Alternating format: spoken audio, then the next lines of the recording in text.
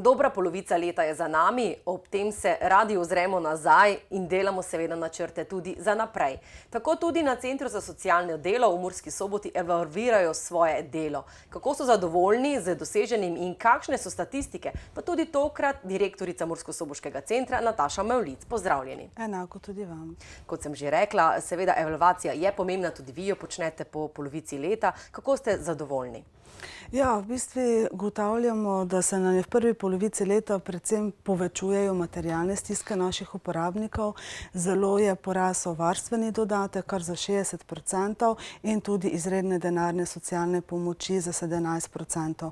Opadamo pa rahel upad denarnih socialnih pomoči, kar je mogoče tudi trend po Sloveniji, da v bistvu upada brezposelnost, ampak vseeno lahko še enkrat poudarimo, da smo na 1000 prebivalcev pri nas prejemamo bistveno več denarnih pomočeh in varstvenega dodatka, kot je to povprečje v Republiki Sloveniji. Zakaj ste recimo beležili takšen porast, tako občutno več teh pomoči? Nekaj lahko pripišemo spremembi zakonodaje, ker se je spremenila predvsem pri zaznambah glede varstvenega dodatka.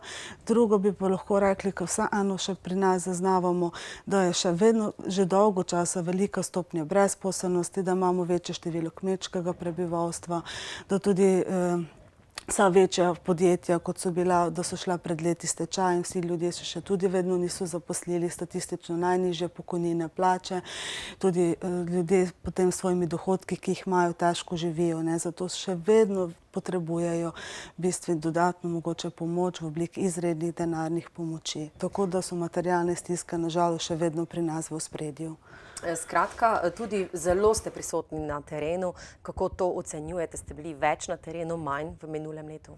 Ja, v bistvu smo si v tem letu prav zadali cilj, tudi v smislu reorganizacije se govori več na teren, k ljudem, in tudi to mi v tem letu uresničujemo. Predvsem strokovne delavke na področju uveljavljanja pravic iz javnih sredstev so ob neuradnih dnevih večinoma tudi na terenu. Kako pa na področju družine recimo ocenjujete vaše delo? Ja, zdaj smo predvsem večjo pozornost namenili otrokom v rejništvu. Organizirali smo tudi posvet za otroke v rejništvu, ker otrok je ta glavni akter na področju rejništva. Zaradi otroka smo zaposleni socialni delavci na centru, zaradi njega so tudi v bistvu rejniki. Predvsem smo pogledali, ker otrok je v bistvu sam soustvarjalec svoje prihodnosti v rejništvu, pa smo pogledali, kako se to skozi stroko, skozi zakonodajo v praksi uresničuje, ker včasih se še nažalost vedno tudi zgodi, da malo na otroka pozabimo, da ponovno zavestimo, kako pomemben je sam otrok v rejništvu. Posebno pozornost pa smo namenili tudi rejnikom, izobraževanju rejnikov, predvsem kar se tiče temelja varne navezanosti in predvsem, da otroci, ki pridejo v rejništvo, nimajo varne navezanosti. Skupina za nasilje, ravno tako jo imate. Kako ocenjujete delo na tem področju? Ja, v bistvu preventivno, ta skupina dela predvsem preventivno, ozaveščanje, tudi v okviru svojih predavanj obiskujejo osnovne šole, vzgojne zavode, bili so tudi v bolnišnice, da v bistvu ozaveščajo, kakšen je pomen oziroma preventiva na področju nasilja in odkrivanja nasilja v družini, predvsem pa je poudarek na nasilju nad otroci.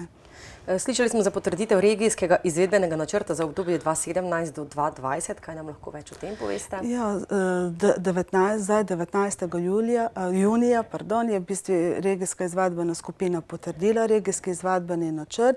Regijsko izvedbeno skupino sestavljajo predstavniki vseh 27 občin, nevladni sektor, uporabniki in predstavniki centrov. V bistvu izplen iz tega je, da v bistvu ugotavljamo, da je potrebno v naši regiji ustanoviti več programov za preventivno delo na področju otrok, ker lahko bi rekli, da se delo z otroci vedno pozitivno obrestuje. Potem programi socialne rehabilitacije nam primanjkujejo. Tukaj gre predvsem programe na področju alkoholizma, prepovedanih drog, spletnih aplikacij, motnji hranjenja, pa programe socialnega vključevanja, kot smo že na začetku omenili. Vseeno je še dosti ljudi, ki prejemajo denarno socialno pomoč, so dolgotrajno brezposelni, da se lahko vključujejo vključijo v določene programe. Aktivni ste vedno tudi v delovnem centru Kekec. Kakšne aktivnosti čez poletje načrtujete? Ja, zdaj otroci zaključujejo šolske klopi, se v bistvu zapirajo in dnevni center Kekec tudi v poletnih počitnicah odpira svoje vrata. Vsak dan, vsak delovnik od 11 do 5 so tam strokovni delavci z različnimi aktivnostmi v prostem času, da bodo lahko otroci kvalitetno preživeli prosti čas in se pač družili. Poskušali pa bomo v času poletnih počitnic za otroce z manj priložnostmi organizirati čim več brezplačnih letovanj na morjih in taborih. Mogoče sedaj za zaključek še nekaj besed o reorganizaciji. Kako daleč ste? Ja, v bistvu, da za gledalce na hitro ponovimo, reorganizacija bi naj prinesla 3 pozitivne spremembe. Ena je organizacijska struktura, druga je informativna odločba, tretjo pa socialna aktivacija. Zdaj, reorganizacijska struktura je v bistvu navedena sprememba v zakonu o spremembah in dopolnitvah zakona o socialnem varstvu, ki ga je zdaj vlada sprejela in ga poslala v Državni zbor v obravnavo in v sprejem. Edino, kar je zdaj v tem predlogu zapisano, je, da se malo reorganizacija premika oziroma bi naj bila reorganizacijska struktura s 1.10.2018. To nam gre tudi na roke pri iskanju novih poslovnih prostorov.